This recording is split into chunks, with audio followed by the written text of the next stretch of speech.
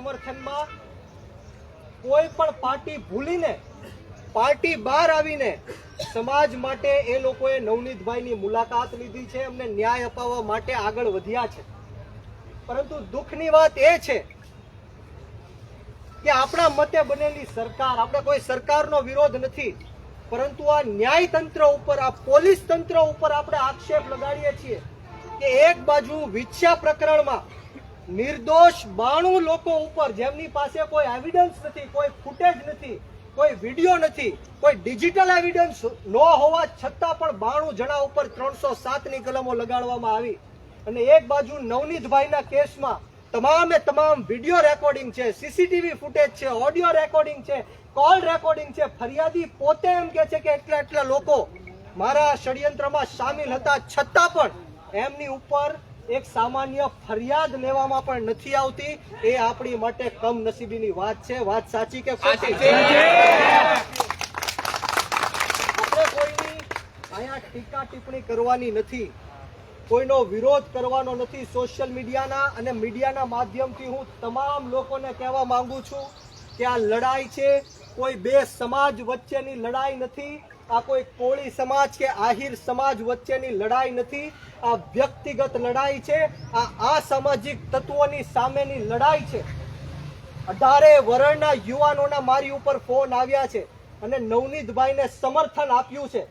ત્યારે આપ સૌને હું વિનંતી કરવા માટે આવ્યો છું કે કોઈ બે સમાજ વચ્ચે બાધા બોલી કરવાની કોઈ જરૂર નથી. આપણે સંપૂર્ણ રીતના નવનીતભાઈની સાથે ઊભા રહીને એમને ન્યાય અપાવવાનો છે, કારણ કે સમગ્ર ગુજરાતની અંદર આ પહેલો બનાવ નથી.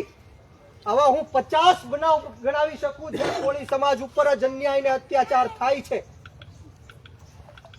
અમરેલી જિલ્લાના લાઠીની વાત કરું તો 30 જેટલા નિર્દોષ કોળી સમાજના લોકો ઉપર 307 લગાડી.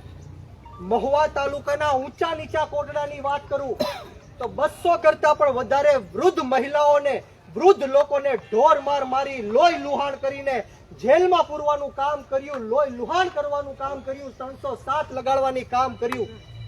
ત્યારે આ પહેલો બનાવ નથી, પરંતુ હું આપ સૌને વચન આપવા માટે આવ્યો છું કે આ ખાતરી આપવા માટે આવ્યો છું કે આ નવનીતભાઈ બાલદિયાનો છેલ્લો બનાવ છે. આજ પછી ક્યારે કોળી સમાજ ઉપર અન્યાય કે અત્યાચાર થશે તો બધા જ લોકો પાર્ટી ભૂલીને એક મંચ ઉપર આવીને સમાજને ન્યાય અપાવવા માટે હાકલ કરજો. આજે હું તમને સૌને પૂછવા માટે માંગુ છું કે પીઆઈ ની માત્ર બદલી કરાવી દીધી, શું પીઆઈ ની બદલી કરાવવાથી કોળી સમાજને, નવનીતભાઈને ન્યાય મળશે, હા કે ના? શું એસઆઈટી ની રચના કરવાથી ન્યાય મળશે, હા કે ના? આવી હું તમને 50 એસઆઈટીઓ ગણાવી શકું. અમરેલી જિલ્લાના પાયલ ગોટી બેનના કેસમાં પણ એસઆઈટી ની રચના થઈ. કોને ફાંસીના માછડા ઉપર ચડાવ્યા? ટીઆરપી ગેમ ઝોનમાં અગ્નિકાંડ થયો, અનેક નિર્દોષ લોકોના જીવ ગુમાવ્યા.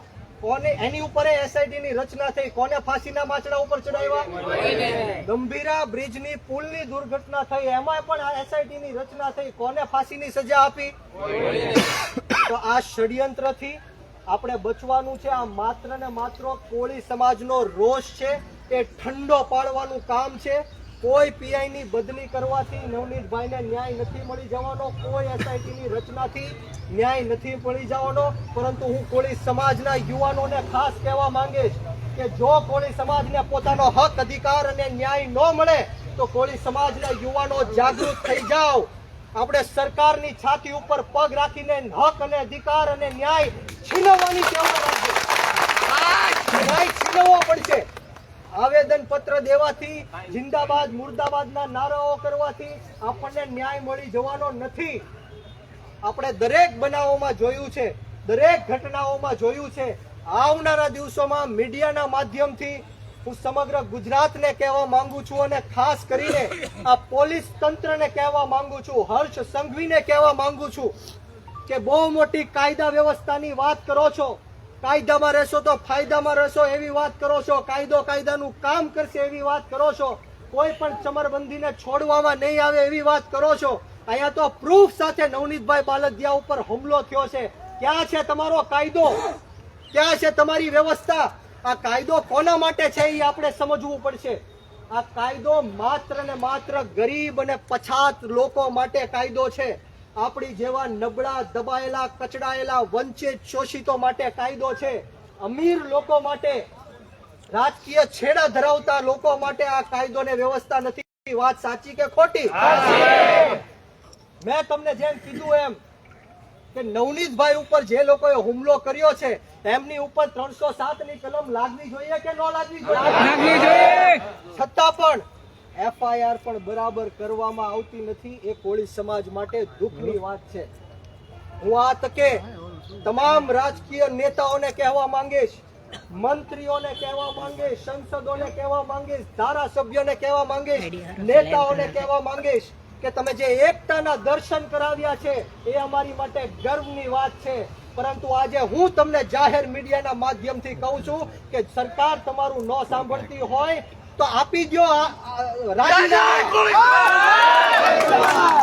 સરકાર તમારું ન સાંભળતી હોય તો આંદોલન કરવા માટે તૈયાર થઈ જાઓ. અને મીડિયાના સમક્ષ કહું છું કે જો 10 દિવસની અંદર નવનીતભાઈ બાલદિયાને ન્યાય ન મળ્યો તો અમારી 14 જાન્યુઆરી વીર માંધાતા મહારાજની જન્મ જયંતિ આવે છે.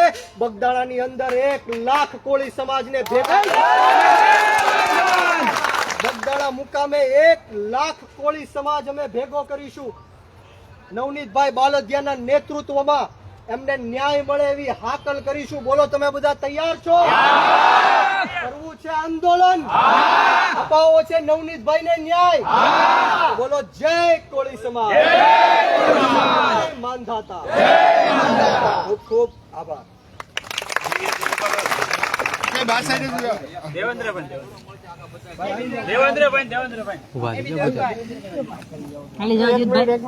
ભાઈ મિત્રો ઘડીક ઉભા રહી જાય ભાઈ,